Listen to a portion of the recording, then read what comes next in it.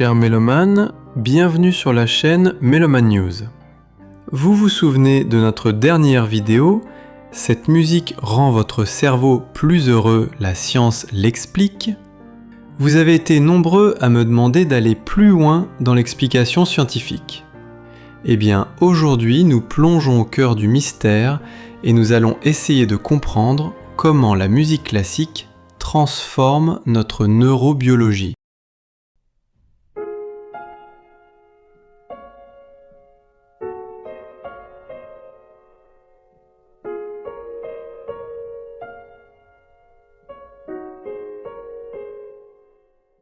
Imaginez. Ces quelques notes de Debussy que vous venez d'entendre ont déjà commencé à transformer votre cerveau. Votre rythme cardiaque ralentit, votre pression artérielle baisse, des hormones du bonheur se libèrent. Ce n'est pas de la poésie, c'est de la neuroscience pure. Je suis Pascal et aujourd'hui, nous allons découvrir ensemble les secrets neurobiologiques de notre passion commune, la musique classique. Si vous aimez comprendre pourquoi la musique nous touche autant, cette vidéo est faite pour vous. N'hésitez pas à liker dès maintenant si vous êtes prêt pour ce voyage au cœur de votre cerveau musical.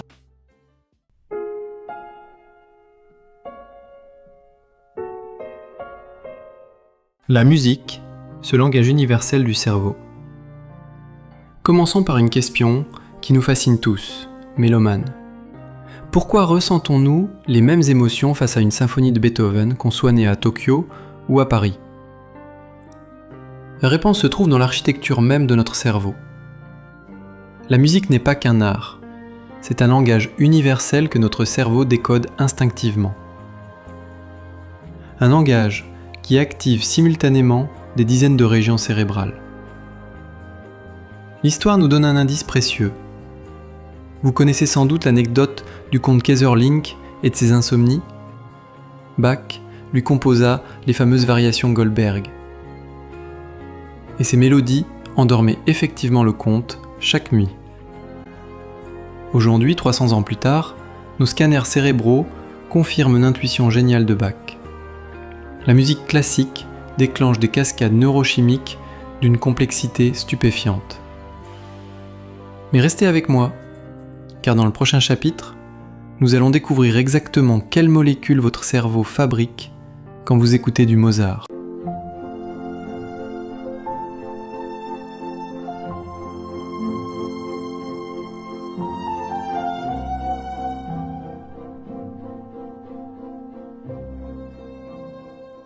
La chimie du plaisir musical, votre cerveau sous influence.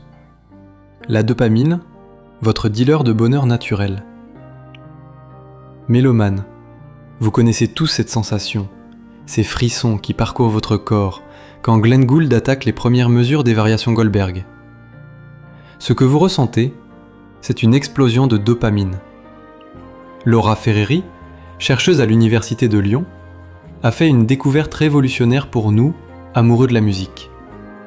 Quand nous écoutons nos œuvres préférées, notre cerveau libère de la dopamine dans le noyau accumbens. Et tenez-vous bien, c'est la même région qui s'active avec la nourriture, l'amour et même les drogues. Mais voici le plus fascinant pour nous, mélomanes. Cette libération commence avant le moment d'extase musicale. Notre cerveau savant anticipe le plaisir.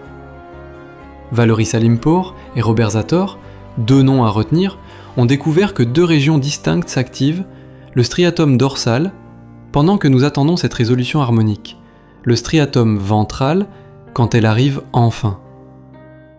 Si cette explication scientifique vous passionne autant que moi, n'oubliez pas de vous abonner à Méloman News. Nous explorons régulièrement ces liens fascinants entre musique et science.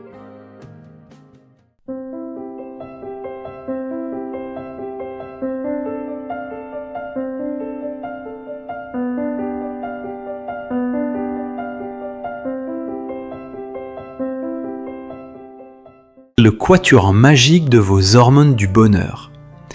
Mais la dopamine n'agit pas en soliste, elle dirige un véritable quatuor hormonal. Premier violon, Les endorphines, votre morphine naturelle. Les recherches de Blood et Zator, encore eux, montrent que les variations Goldberg de Bach augmentent les endorphines de 25%. Votre corps fabrique littéralement son propre antidouleur quand vous écoutez Bach. Deuxième violon, l'ocytocine, l'hormone de l'amour et du lien social. Nilsson a prouvé que la musique en groupe multiplie sa production. C'est pourquoi vous vous sentez si connecté aux autres dans un concert à la Philharmonie ou quand vous chantez dans une chorale. Alto, la sérotonine, le chef d'orchestre de votre humeur. Et violoncelle, la réduction du cortisol, cette hormone du stress qui gâche nos journées. Dites-moi en commentaire quelle œuvre vous procure le plus de frissons. J'aimerais connaître vos déclencheurs de dopamine personnels.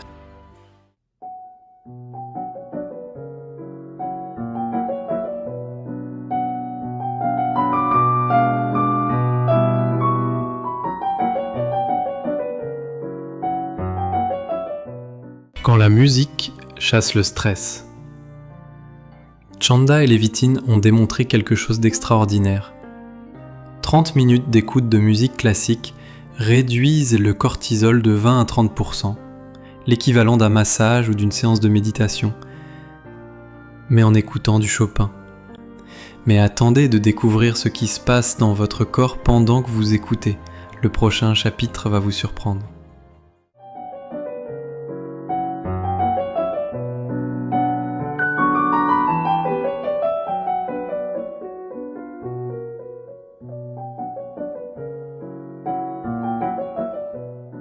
Votre système nerveux sous contrôle musical.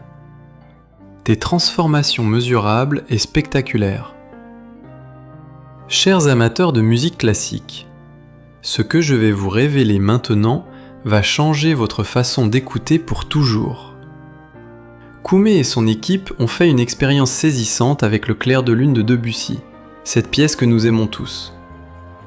Après 20 minutes d'écoute, le rythme cardiaque a ralenti de 5 à 8 battements par minute. La pression artérielle a chuté de 10 à 15 mm de mercure, ce qui signifie que la pression du sang dans les artères a diminué par rapport à sa valeur précédente. Ces effets durent plusieurs heures après l'écoute. Votre système cardiovasculaire garde cette empreinte apaisante de Debussy. Ribeiro a même suivi des patients cardiaques pendant des mois. Résultat, ceux qui écoutaient quotidiennement de la musique classique avaient moins d'arythmies et d'accidents cardiaques. Si vous trouvez ces découvertes aussi fascinantes que moi, un petit like ferait plaisir. Cela m'encourage à continuer ces explorations scientifiques de notre passion commune.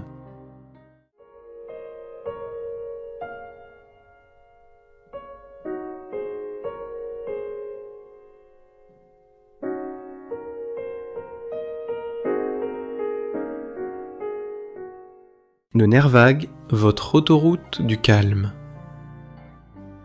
Mais comment la musique fait-elle tout cela ? Le mécanisme va vous étonner. Ellis et Thayer ont identifié le responsable, le nerf vague. Ce nerf extraordinaire connecte votre cerveau à votre cœur, vos poumons, votre estomac. Et devinez quoi ? Les vibrations musicales le stimulent directement près du tympan. Cette stimulation déclenche une cascade de relaxation dans tout votre organisme. Votre respiration se synchronise avec les phrases musicales de votre adagio préféré. Votre corps s'oxygène mieux. C'est un reset complet de votre système nerveux. Mais ce n'est rien comparé à ce que nous allons découvrir maintenant. Comment la musique sculpte littéralement votre cerveau.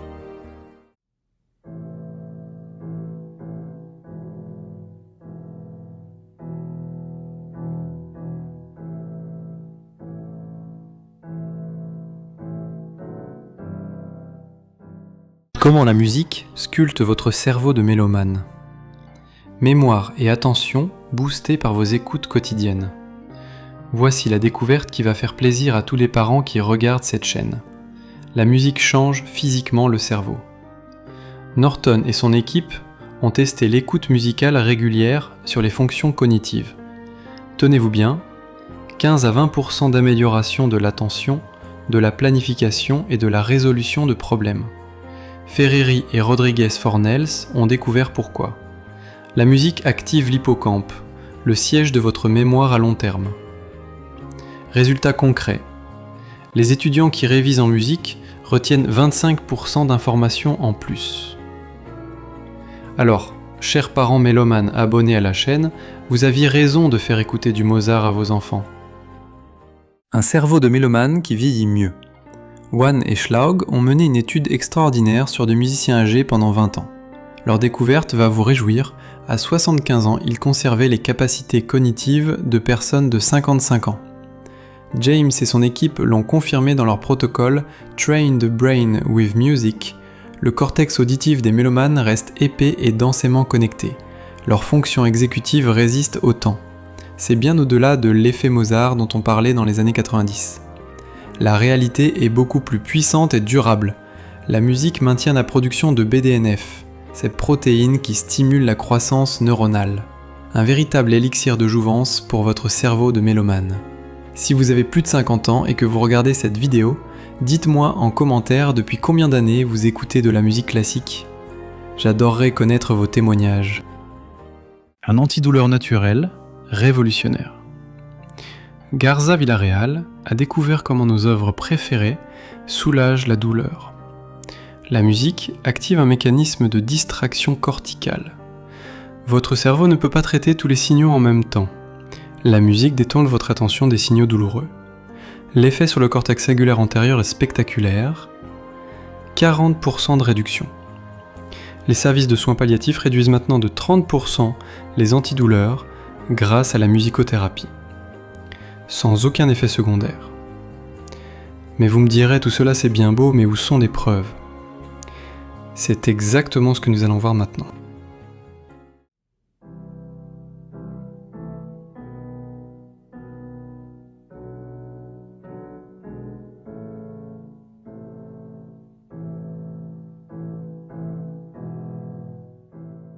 La science qui le prouve. Des preuves en béton armé. Image du cerveau musical en action. L'équipe de Zator, à Montréal, un nom que vous devez retenir, utilise des traceurs radioactifs pour suivre la dopamine en temps réel.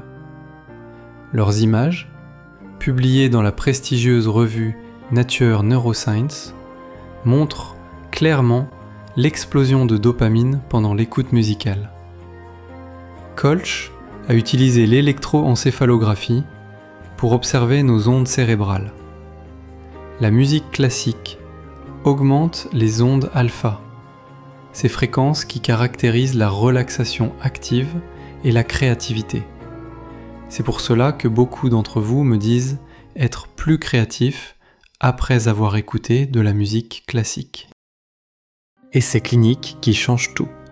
Zhen Worong Luo, à l'hôpital de Fujian, a testé la musicothérapie sur 86 patients cardiaques après chirurgie. 3 sessions de 15 minutes ont réduit significativement la douleur, l'anxiété et la pression artérielle. Les patients récupéraient plus vite. Borei a suivi 200 survivants d'infarctus. L'écoute quotidienne de musique classique a réduit de 35% le risque de récidive cardiaque. L'Organisation mondiale de la santé reconnaît officiellement ces bénéfices. Nous, mélomanes, nous le savions déjà intuitivement. Maintenant, c'est prouvé scientifiquement. Mais concrètement, comment optimiser ces bienfaits ? J'ai préparé un mode d'emploi précis pour vous.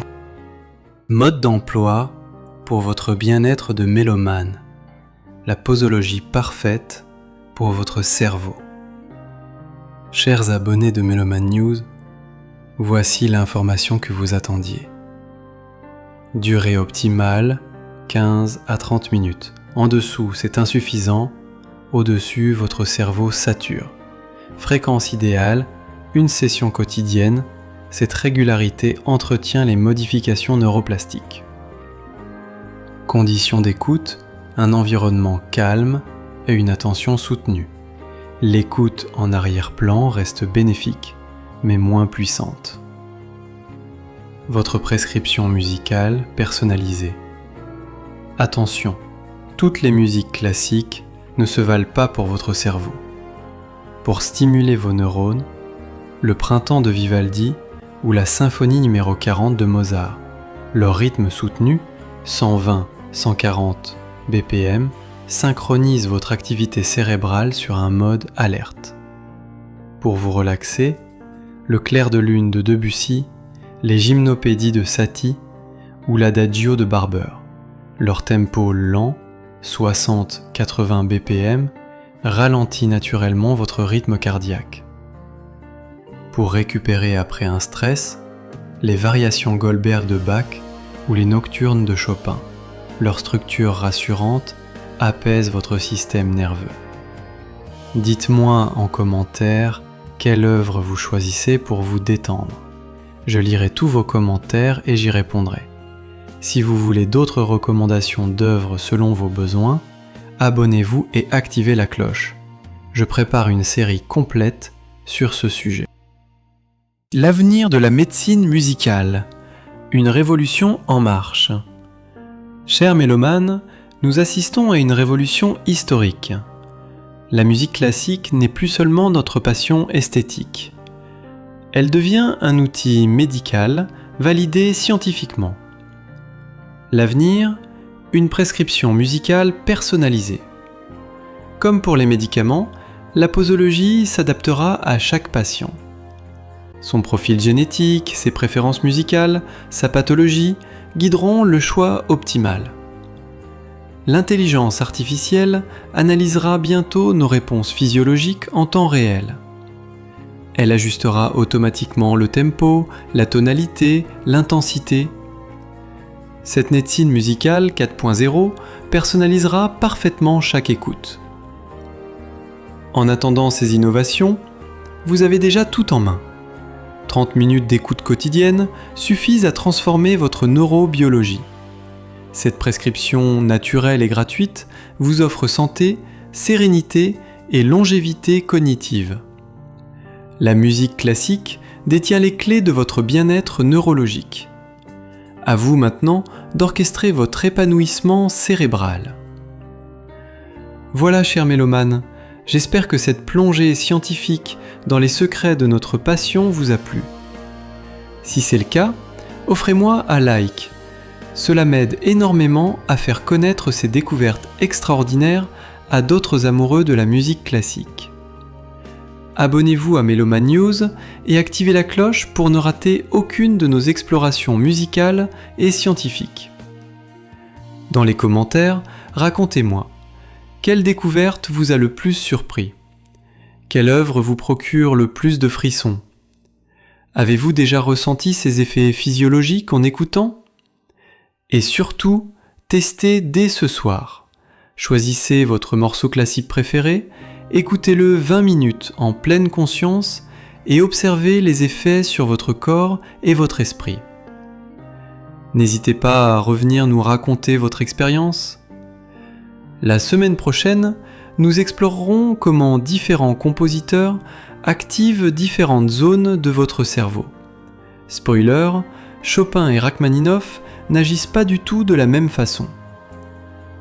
En attendant, continuez à nourrir votre cerveau avec de la belle musique classique. À très bientôt sur Méloman News, la chaîne qui unit la passion musicale et la science.